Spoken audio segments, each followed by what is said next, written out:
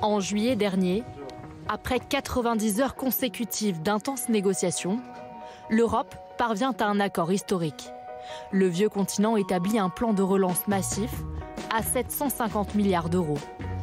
Pour la première fois, les 27 vont s'endetter ensemble. Une initiative pour traverser la crise sanitaire portée par le couple franco-allemand.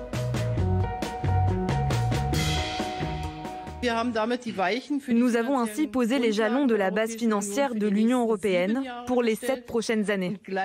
Et en même temps, nous avons apporté une réponse à la plus grande crise à laquelle l'Union européenne a été confrontée depuis sa création.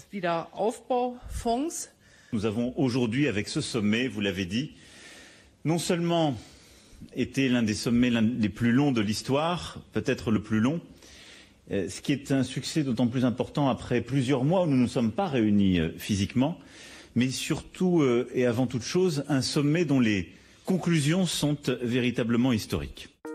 Cette dette commune doit permettre au pays de pallier les dommages économiques causés par la pandémie.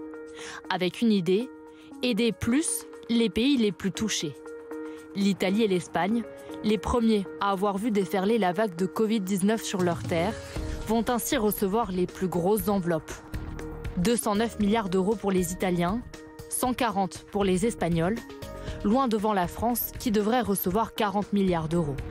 À Madrid, où le confinement a été le plus strict d'Europe, on attend avec impatience cette aide européenne. Le plan de relance est le plan économique le plus ambitieux de l'histoire économique récente de l'Espagne. Et je voudrais donc être très clair.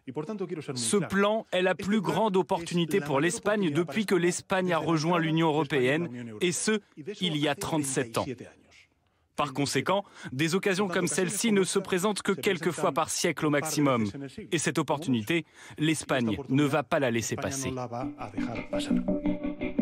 Seulement voilà, pour que l'argent du plan de relance soit débloqué, les 27 doivent le ratifier. Et cela bloque pour certains. Les Pays-Bas et l'Autriche, 2 pays frugaux, ne semblent pas vraiment favorables à un endettement commun. La Hongrie et la Pologne refusent que les versements de fonds communautaires soient conditionnés au respect de l'état de droit. Personne ne peut contourner les intentions et la volonté des gouvernements élus, quel que soit le pays. Ni le Parlement européen, ni la Commission, personne. Car l'Union européenne, c'est la souveraineté des nations. Nous en avons donc apporté la preuve. Nous nous battrons donc pour nos droits. Nous refusons le chantage ou la contrainte de faire quelque chose qui n'est pas acceptable pour notre pays. En Allemagne, coup de théâtre. La ratification du plan de relance vient d'être suspendue. Une plainte a été déposée contre ce mécanisme de dette commune.